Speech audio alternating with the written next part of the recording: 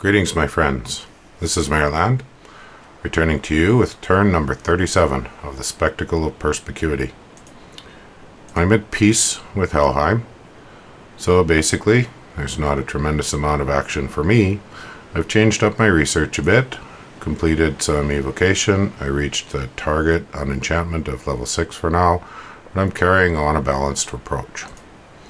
You can see that my research went up from last turn. It was 96 last turn, 126, but I brought some magi back from combat. A little more site searching, has to be expected, but here's an important thing. As a secret way to help my allies, I'm going to try to take out thugs and heroes of Helheim with Vengeance of the Dead. I don't really want to try using Mind Hunt, even though it's a very powerful spell for me, with lots of astral, but the risk is he'll have an astral mage. If you blast a Mind Hunt at a province and there's an astral mage in there, you have a very high chance of a feeble mind on your magi, or your mage that casts the Mind Hunt. However, Vengeance of the Dead, which is a astral 3 death 1 spell, doesn't have that risk, but it has to penetrate. So first off, let's look at the caster. Here he is. He's set up with penetration from an Eye of the Void, +2, and penetration from a spell focus, +1. Can't really do much else. They have no hands, and the other penetration item that's really effective is a Rune Smasher. Not that I can forge one at this time. So he cast it, and it was successful. So let's go back to the messages. He penetrated, so successfully targeted, that's what that means. And in the fight, all the creatures and monsters that this hero killed previously show up as soulless. Now, he's nothing too special, he's a Hellcarl, but he is a hero. And you could really only use, well, you can only use Vengeance of the Dead on Hall of Fame heroes. And you have to find them. Tricky with Helheim because he likes to stay hidden, and I have to sort of watch other fights to try to catch them. But let's see how it goes. So it's a lot of banish, so it could have gone badly for me, but I know I've already watched this, and coming up right about here, a couple lucky hits and poof, it's over. Something to note, even if they win a Vengeance of the Dead fight, all the soulless that they killed in that fight now add to the previous number of soulless. Site searching, and my allies are doing more fighting. So Sati is fighting Helheim. Let's see what he brings out. Let's see if we can see one of those May. And see if he's put on some gear on it. Oh no, this is different. So he's using a Sauromancer with some skeletons and some raised skeleton or raised dead spam. Classic term for that is skelly spam in the game. And a little squad of wights. Good troops. Quite economical, 2 death gems each. Bit high on the mage time. They take a turn per each. But even so, a handful of them can really make a difference at this phase of the game. So we'll speed up and go fast forward. Actually, there's really no point. There's not much chance at all. You'll notice something, that the banish isn't doing too much to the wights. They have nice magic resistance. They're a bit vulnerable, but better than your generic junk. In the Plain of the Burning Bats, Tianqi attacked Helheim. Let's see what Tianqi is trying right now. What stuff he's trying to pull out. Oh, look. Now that's a different choice. So he's grabbed himself some Pegasus Riders from an independent site. They're sacred. He's blessed them with his Water 9 Bless, Defense 4 Quickness. And that's tremendous defense. 23. +3 for Mounted, the Shield Parry, and the Bless. What I wonder is he going to use them as archers, because they are a flying mounted archer with a short bow, or use their lance as an attack.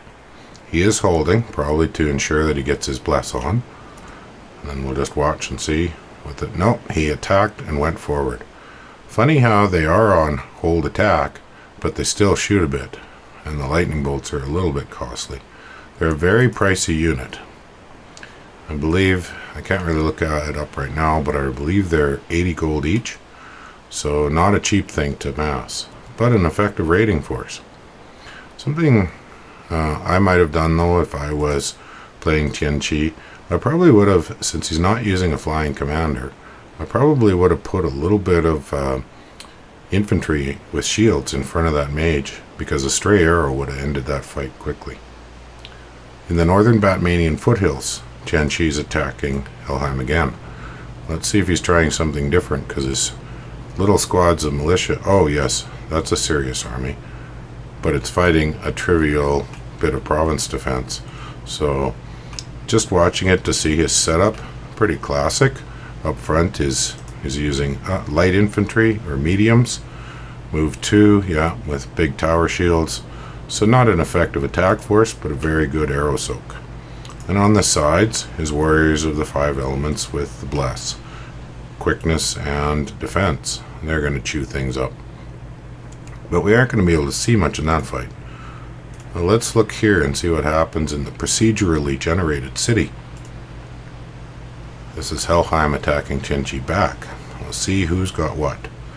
A handful of vampires versus a trivial amount of province defense. I don't think there's any likelihood of that going anything but badly for Tianqi. Well, it was touch and go. He almost trampled enough vampires to cause them to rout. They have good morale though, so turned out well for Helheim. But that was a bit touch and go. He might have wanted a few more.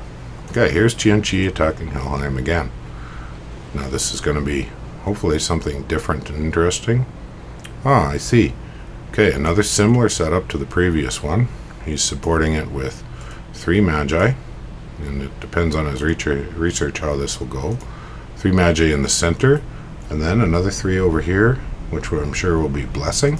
These are priest mages, so he'll bless those warriors with 5 elements. So let's watch. But he does have to deal... Oh, darkness. Well, that equalizes things. What do we have here? There he is, a darkness caster. This Hangedrot with his death 4 just gave a major advantage to Helheim. For those who don't know, creatures that are undead or demons aren't affected by darkness. Also creatures with dark vision. But ordinary units and magi have their attack cut in half and their defense cut in half. That makes them very vulnerable. So I'm curious to see how this is going to go. Oh my, some good magic backup there. A little bit of shockwave. Now I don't think the footmen will do anything. I suspect they're going to die and retreat. And at this point it would have been nice if the warriors of 5 elements moved forward quicker. So this could have been a loss of serious numbers of magi for Tianqi. Looks like there's one there that disappeared. I missed it getting killed. But I don't think it's going to go well. The warriors of the 5 elements can still take out the vampires. The question now is, does Tianqi run before he can kill enough vampires to matter? And here it comes. Sure enough, there they're running. Yep, that was it. So the warriors are still going to take out a few, but all those vampires will just be back at his capital anyways. So I think that's the majority of the action. I'm doing some basic infrastructure changes. Going to be working on a fort here as soon as I build up enough gold. Building up some hidden in sand, hidden in snow troops, and some hidden in sand. So I'm going to be getting myself some unfrozen magi, and some dust walkers and dust priests. I think that's it for turn number 37. Have a good one, and I hope to see you in game.